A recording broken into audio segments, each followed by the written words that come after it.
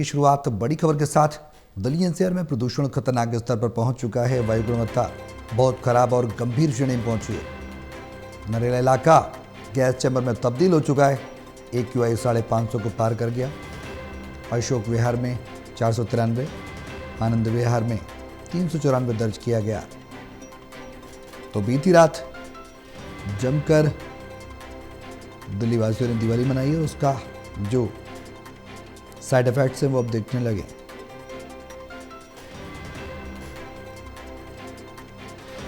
आया था भाई को एयरपोर्ट छोड़ने, तो मैं यहाँ आ गया इंडिया गेट देखने। यहाँ पे पोल्यूशन बहुत है, आँख में जो है अजीब सी जलन हो रही है और सांस लेने में थोड़ी दिक्कत है यहाँ पे। और धुंध बहुत दिख रही है यहाँ पे, बहुत ज्यादा धुंध है। हमारे लखीमपुर में तो ऐसा कुछ भी नहीं है, यहाँ पे दिक्कत ज्यादा हमें लग रही है। प्रिकॉशन ये है कि मास्क यूज करें आप, और इसको तो गवर्नमेंट को देखना चाहिए इसमें, इसके लिए क्या कर सकते हैं पोल्यूशन के लिए। ज्यादा से ज्यादा यहाँ पे एयर प्यूरिफायर लगाना चाहिए, और जो भी पॉसिबल हो सके इसको कम करने के लिए। अब यहाँ पे तो मास्क, मेरे हिसाब से मास्क हर शख्स को यूज करनी चाहिए यहाँ पे। तो हमारे सहयोगी विशाल सिंह हमारे साथ लाइव जुड़ गए इसी खबर पर। सीधे उनका रुख करेंगे। विशाल, क्या कुछ जानकारी है AQI की मौजूदा स्थिति सबसे पहले जानना चाहेंगे। अब क्या है, किस इलाके में कितनी गंभीरतम से गंभीरतम मौजूदा स्थिति बनी है? सौरभ, देखिए AQI लेवल की बात करें तो दिल्ली का कोई भी इलाका ऐसा नहीं है जहां पर AQI लेवल 200 के नीचे दर्ज किया जाए।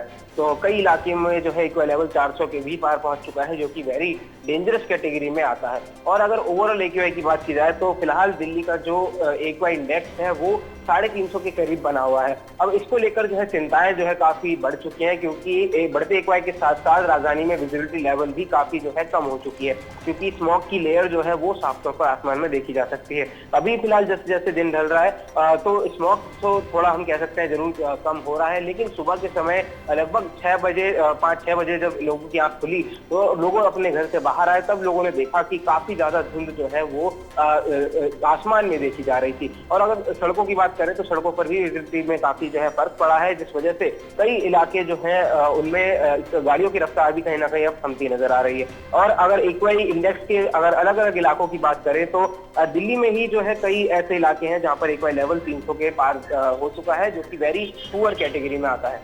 विशाल, अब आगे क्या, सरकार की तैयारियां क्या हैं और क्या कुछ निजात पाने के लिए सरकार कदम उठाने जा रही है, इसके बारे में कोई जानकारी? देखिए, अगर सरकार की तैयारियों की बात करें तो सरकार ने विंटर एक्शन प्लान बनाया है। उसको जो है उसमें कितनी तेजी से, कितने अच्छे तरीके से उसको इम्प्लीमेंट किया जाता है, ये यहाँ पर देखने वाली बात होगी। हालांकि जो वाटर स्प्रिंकलिंग के जरिए जो छिड़काव है वो एंटी स्मॉग गन्स के जरिए लगातार किया जा रहा है। दिल्ली के सभी इलाकों में जो है गाड़ियां, दिल्ली सरकार की, MCD की और PWD की गाड़ियां जो है पानी का छिड़काव करते हुए नजर आ रही है।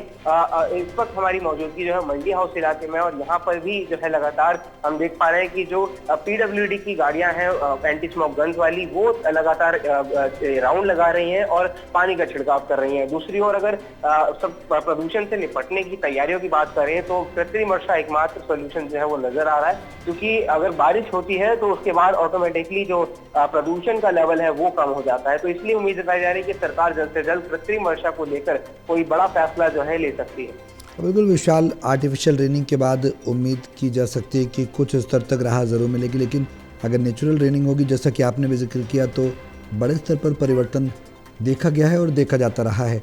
अब जो डॉक्टर्स की अगर हम बात करें, एक्सपर्ट्स की बात करें, तो वो क्या कहते हैं? गंभीरता में 500, 550 AQI पार करना नरेला इलाका है, अशोक विहार है, आनंद विहार है, ये तमाम क्षेत्र ऐसे हैं जहाँ पर क्रॉस कर गया एक रेड लाइन को। तो क्या इसके साइड इफ़ेक्ट्स, किस तरह से बचाव हो, कैसे लोग अपने को, अपने परिवार को सुरक्षित रख सकें, खासकर उन लोगों के लिए जो जिनके घर में वृद्ध हैं, बीमार हैं, बड़ी चुनौती बनता नजर आ रहा है। बिल्कुल देखिए, काफी बड़ी चुनौती यहाँ पर अब स्वास्थ्य विभाग के लिए भी है, क्योंकि जैसे ही प्रदूषण बढ़ेगा तो प्रदूषण संबंधित जो रोगी हैं वो भी अस्पतालों में भर्ती होंगे। तो इसको लेकर स्वास्थ्य विभाग की तरफ से लगातार ये लोगों को चेताया जा रहा है कि आप सुबह और रात के समय घरों से बाहर ना निकलने का प्रयास करें, क्योंकि यही वो पीक टाइम होता है जब प्रदूषण अपने चरम पर होता है। क्योंकि दोपहर के समय धूप खिलती है, इस वजह से प्रदूषण का लेवल जो है वो जरूर थोड़ा कम हो जाता है, लेकिन सुबह और रात के समय एक तरफ ठंडी हवाएं चलती हैं और दूसरी ओर प्रदूषण काफी जो है अपने चरम पर रहता है। तो ऐसे में लोगों को घरों से बाहर निकलने की सलाह नहीं दी जा रही है। और वहीं दूसरी ओर ये भी कहा जा रहा है कि सर्दियां क्योंकि अब जो है अपने निकटतम अमल करने वाली है, तो इसको लेकर ये कहा जा रहा है कि गर्म चीजों का सेवन करें ताकि आप जो है सर्दी के प्रकोप से भी अपने आप को बचा सकें। विशाल, दिल्ली सरकार में मंत्री है मनजिंदर सिंह सिरसा, उनका एक बयान आया अभी हालिया बयान कि इस प्रदूषण के लिए केवल दिल्ली वासी जिम्मेदार नहीं। तो उनका इशारा किस तरफ था? क्या जो दिल्ली से संबंधित राज्य हैं उनकी भी भागीदारी है? क्या हरियाणा की तरफ वो इशारा कर रहे थे, पंजाब की तरफ, उत्तर प्रदेश की तरफ, या फिर कुछ और? देखिए, अगर राजनीतिक बात करें, राजनीतिक परिप्रेक्ष्य में, तो दिल्ली में जो पॉल्यूशन बढ़ा है वो कहीं ना कहीं पिछली सरकार के दौरान भी काफी ज्यादा बढ़ता था। और उस दौरान ये जरूर बीजेपी कहती थी कि मौजूदा जो सरकार थी, तत्कालीन सरकार, उन्होंने प्रदूषण को कम करने के लिए कोई काम नहीं किया। हालांकि जो पूर्ववर्ती सरकार ये दावा करती आई कि हमने काम किया, लेकिन केंद्र सरकार की तरफ से हमें कई चीजों की मंजूरी नहीं मिली। वहीं अब क्योंकि दिल्ली में बीजेपी सरकार है, ट्रिपल इंजन की सरकार दिल्ली में चल रही है, तो प्रदूषण से निपटने की जो उम्मीद है वो काफी ज्यादा बढ़ चुकी है, क्योंकि किसी भी चीज में मंजूरी लेने के लिए अब जो है सरकार को ज्यादा कशमकश नहीं करनी पड़ेगी। वहीं जैसा कि आपने कहा कि मनजिंदर सिंह सिरसा ने बयान दिया कि केवल दिल्ली वासी जो है इसके लिए जिम्मेदार नहीं है, क्योंकि अगर बात करें हम उत्तर प्रदेश की या फिर हरियाणा की, तो वहां से निकलने वाला जो इंडस्ट्रियल वेस्ट है उसकी वजह से भी दिल्ली में प्रदूषण जो है काफी बढ़ता है। अगर खासतौर पर यमुना प्रदूषण की बात करें, जल प्रदूषण की बात करें, तो कालिंदी घाट पर आज भी सफेद झाग जो है देखा जा रहा है, क्योंकि वहां पर जो उत्तर प्रदेश से जो प्रदूषण वेस्ट मटेरियल के जरिए आता है वो पानी में जमा हो जाता है, जिस वजह से वहां पर सफेद झाग बन जाती है। और क्योंकि अब छठ का त्योहार काफी नजदीक है, तो ऐसे में ये वायु प्रदूषण के साथ साथ जल प्रदूषण भी एक बड़ी चुनौती जो है दिल्ली सरकार के लिए बन चुकी है। तो इन सभी मुद्दों पर जो है एक साथ मिलकर जो है काम करना होगा, और इसलिए लोगों से भी अपील की जा रही है कि आप भी सरकार का सहयोग करें। ग्रीन पटाखे जैसे कि कल सुप्रीम कोर्ट ने आदेश दिए थे, उनका इस्तेमाल जरूर हुआ, लेकिन जो तय समय था 10 बजे तक का, उसके बाद भी पटाखे जो है जलते रहे। तो इसलिए लोगों को भी अब जो है जागरूक होने की जरूरत है, क्योंकि अगर लोग जो है सुप्रीम कोर्ट के आदेशों का पालन नहीं करेंगे, अवैध पटाखे फोड़ेंगे या फिर तय समय से ज्यादा पटाखे फोड़ेंगे, तो ये कहीं ना कहीं उनके लिए ही नुकसानदायक होगा। बिल्कुल जाहिर सी बात है विशाल, और लोगों को चेतावनी का पालन करना चाहिए, जो दिशा निर्देश दिए गए हैं उनका पालन करना चाहिए। ये चीज़ भी ध्यान में रखनी चाहिए कि अगर AQI की स्थिति और ज़्यादा बिगड़ती है तो गंभीर परिणाम भी भुगतने होंगे। तो प्रकृति के साथ एक संतुलन की स्थिति, सामंजस्यता की स्थिति हमारी सभी की नैतिक जिम्मेदारी हो जाती है बनाए रखना। विशाल, बने रहें आप हमारे साथ। लेकिन अब बीती रात जो दिल्ली वासियों ने दिवाली मनाई है, उससे अब हवा में जहर घुल गया है। कई तरह की परिस्थितियां बदल रही हैं जो अगर बात की जाए न सिर्फ दिल्ली बल्कि NCR से संबंधित हर क्षेत्र प्रभावित है। नोएडा की बात की जाए, गाज़ियाबाद की बात की जाए, गुरुग्राम की बात की जाए, पानीपत की बात की जाए, सोनीपत की बात की जाए, हिसार की बात की जाए, ये तमाम ऐसे क्षेत्र हैं दिल्ली NCR से कनेक्टेड हैं। बड़ी चुनौती बनता नजर आ रहा है ये प्रदूषण। सरकार की तैयारियां क्या?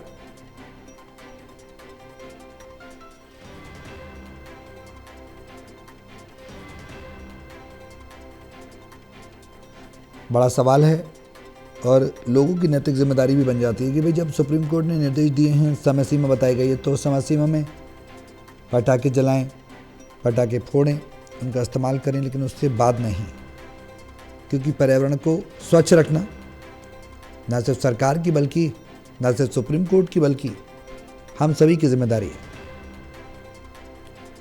पारस्परिक रूप से हम सभी स्वच्छ हवा में श्वास लेते हैं, तो जाहिर सी बात है अगर प्रदूषित वायु होगी तो गंभीर परिणाम बीमारी के रूप में हमारे शरीर में, बच्चों के शरीर में हमारे और परिवार पर देखने को मिलेंगे।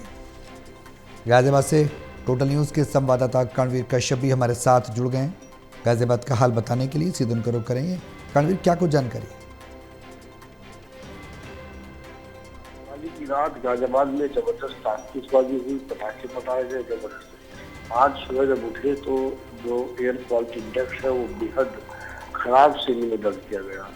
दिल्ली मेरठ एक्सप्रेस वे पर जो है काफी धुंध दिखाई दी है, दिखना काफी दूर से काफी धुंध दिखाई दे रही थी। ऊंची ऊंची जो इमारतें आसपास बनी हुई है वो भी धुंधली नजर आ रही थी। यानी कि इस तरह से पॉल्यूशन था कि अब तक का कह सकते हैं कि इस सीजन का सबसे ज्यादा जो पॉल्यूशन देखने को मिला है।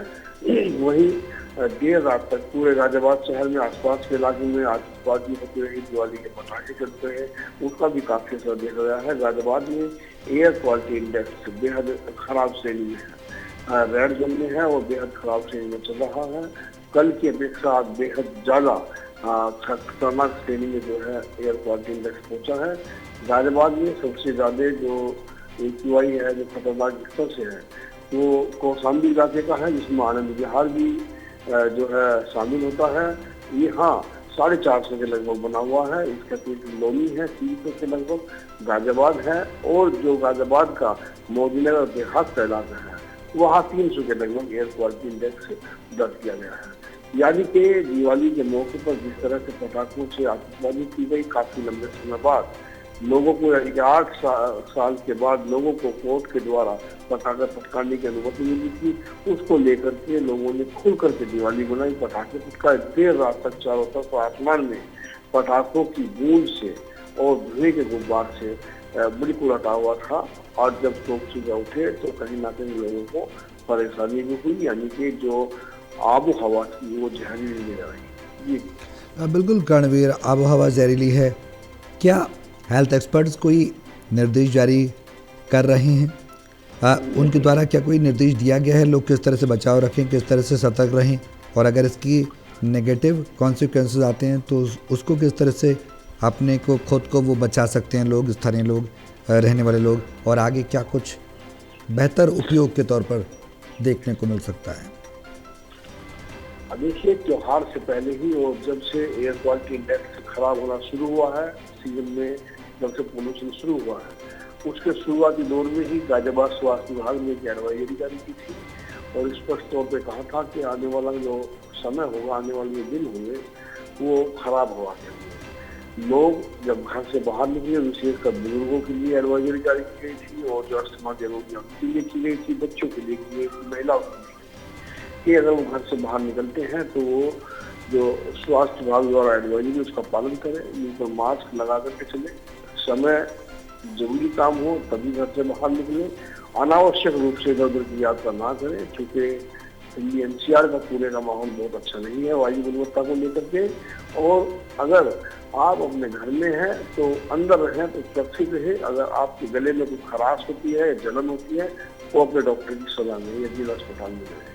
और लगातार केंद्र में देखने को मिल रहा है कि जो जिला अस्पताल है उसमें जो मरीजों की संख्या है, जो OPD है, वो करीब 3000 के करीब पहुंच गई। जो करीब 2000 के लगभग रहती थी वो 3000 के लगभग OPD में मरीज आने है। ये इसी का असर है कि जो है जो एयर क्वालिटी इंडेक्स है, जो वायु गुणवत्ता खराब हुई है, ये उसी का असर है। स्वास्थ्य विभाग ने लगातार अपनी OPD में जो और अस्पताल में वैकल्पिक तौर पर और भी व्यवस्था की है, ताकि कोई गंभीर श्रेणी में आता है, चाहे वो जले की स्थिति में आए, पटाखे से आग लगने की स्थिति में आए, चाहे वो सांस से संबंधित बीमारी को लेकर अस्पताल में पहुंचे, तो उसे बेड मिल सकते हैं। अतिरिक्त बेडों की भी व्यवस्था की गई है, लेकिन सवाल चलिए, बहुत शुक्रिया कर्णवीर। ठीक है, तैयारियां लगातार जारी हैं और ऐसे में आम लोगों को खुद से सतर्कता बरतनी होगी। बहुत शुक्रिया कर्णवीर तमाम जानकारी के लिए।